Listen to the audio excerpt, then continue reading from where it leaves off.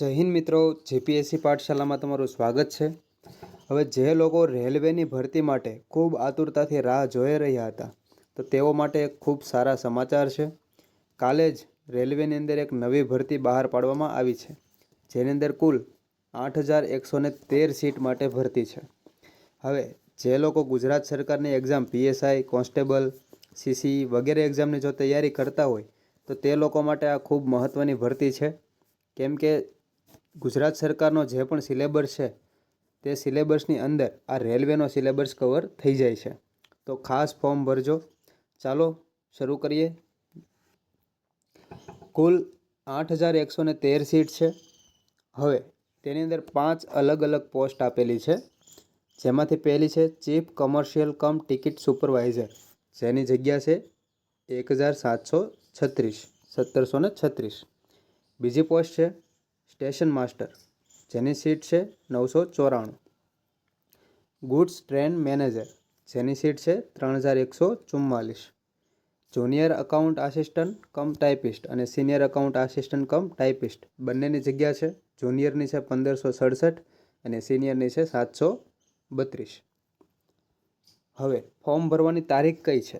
તો ફોર્મ ભરવાની તારીખ એટલે કે આજની તારીખ જ છે 14/9/2024 અને તેની ફોર્મ ભરવાની છેલ્લી તારીખ છે 13/10/2024, એટલે 1 મહિનો તમને આપવામાં આવેલો છે।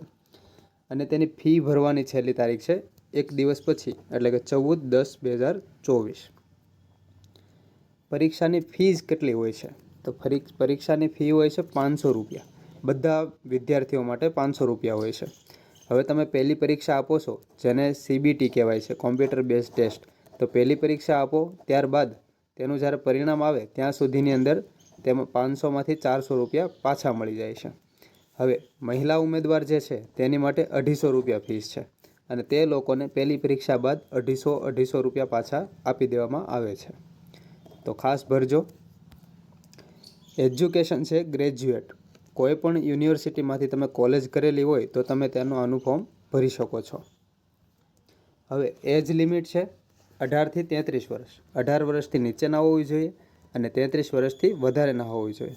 જો તમે ઓબીસીમાં છો, ક્રિમિલિયર સર્ટિફિકેટ છે, તો તમને 3 વર્ષ વધારે મળશે, એટલે કે 36 વર્ષ સુધી, અને એસસી એસટીના વિદ્યાર્થીઓને 5 વર્ષ વધારે મળે, એટલે 38 વર્ષ સુધી તે ભરી શકે છે। હવે પહેલી પરીક્ષા, જેને આપણે સીબીટી 1 કહેશું, કોમ્પ્યુટર બેઝ હોય છે, જેની અંદર કુલ 3 વિષય આપેલા છે। જનરલ અવેરનેસ 40 માર્કનું જીકે, મેથ હોય છે 30 માર્કનું અને રીઝનિંગ હોય છે 30 માર્કનું। કુલ 100 માર્કની પરીક્ષા હોય છે, જેમાં તમને 90 મિનિટનો સમય આપવામાં આવે છે। અને બીડીની અંદર આવતા હોય તો તે લોકોને એક્સ્ટ્રા મિનિટ આપે છે, એટલે કે 120 મિનિટ આપવામાં આવે છે। અને નેગેટિવ માર્ક છે 0.33 માર્ક। આ છે પહેલી એક્ઝામ। હવે જો તમે ઈડબ્લ્યુએસમાં આવતા હોય તો તમારે પહેલી પરીક્ષામાં પાસ થવા માટે 40% માર્ક ફરજિયાત છે, એટલે 100માંથી 40 માર્ક જરૂરી છે। ઓબીસીમાં આવતા હોય તો 30% માર્ક, એસસી 30% અને એસટી માટે 25%। હવે બીજી પરીક્ષા, જેને આપણે સીબીટી 2 કહેશું, જે લોકો પહેલી પરીક્ષા પાસ કરશે તેમાંથી જગ્યા વાઇઝ, કોમ્યુનિટી વાઇઝ 15 ગણાને બોલાવવામાં આવશે।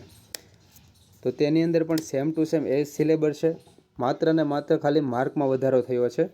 તો general awareness 50 mark, math 35 mark અને રીઝનિંગ 35 માર્ક, એટલે કુલ થશે 120 માર્કનું પેપર સીબીટી 2, જેની અંદર સમય તેનો તે જ 90 મિનિટ આપવામાં આવશે।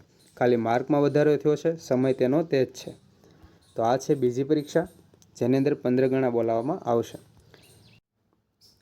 હવે જે લોકો સીબીટી 1 અને સીબીટી 2 પાસ કરે છે, તો આગળ 3 પોસ્ટ એવી છે કે જેની અંદર તમારે કોમ્પ્યુટરની ટાઈપિંગ સ્કિલની ટેસ્ટ દેવી પડે છે। સિનિયર ક્લાર્ક કમ typist, junior account assistant cum typist, આ બંનેની અંદર ટાઈપિંગ સ્કિલની ટેસ્ટ આપવામાં આવે છે। અને ત્રીજું છે સ્ટેશન માસ્ટર, તેની અંદર કોમ્પ્યુટર બેઝ એપ્ટિટ્યૂડ ટેસ્ટ હોય છે। હવે આ બધું પૂરું થાય એટલે તમારું ડોક્યુમેન્ટ વેરિફિકેશન થશે, મેડિકલ ટેસ્ટ લેવાશે અને બાદમાં તમને નોકરી આપી દેવામાં આવશે। હવે આ છે તેનો સિલેબસ। હવે કોમ્પ્યુટર સીબીટી જે 1 અને 2 બંને એક્ઝામનો સેમ ટુ સેમ સિલેબસ છે, ખાલી માર્કમાં ફેરફાર છે, તો ખાસ જોજો। અને આ જે જનરલ અવેરનેસ છે તેની અંદર લગભગ કરંટ બેઝ જ બધું પૂછાશે, તો તે રીતે તૈયારી કરવી. હવે અમદાવાદની અંદર કેટલી જગ્યા છે, મતલબ ગુજરાતમાં કુલ કેટલી જગ્યા છે? તો ગુજરાતની અંદર કુલ 516 જગ્યા છે, જેની અંદર અલગ અલગ અહીં આપેલી છે. તો ચીફ કમર્શિયલ કમ ટિકિટ સુપરવાઇઝર છે તેમાં 157 જગ્યા છે, સ્ટેશન માસ્ટરમાં 71, ગુડ્સ ટ્રેન મેનેજર છે તેની અંદર 244 અને સિનિયર ક્લાર્ક કમ ટાઈપિસ્ટમાં 44, એટલે કુલ 516 જગ્યા છે. આ તેની વેબસાઇટ છે જે આપણે નીચે ડિસ્ક્રિપ્શનમાં આપી દેવામાં આવશે. RRB અમદાવાદ government.in, તેની અંદરથી તમે તેનું ફોર્મ ભરી શકો છો. આજથી શરૂ થાય છે તો ખાસ ભરજો. Thank you. જય હિન્દ.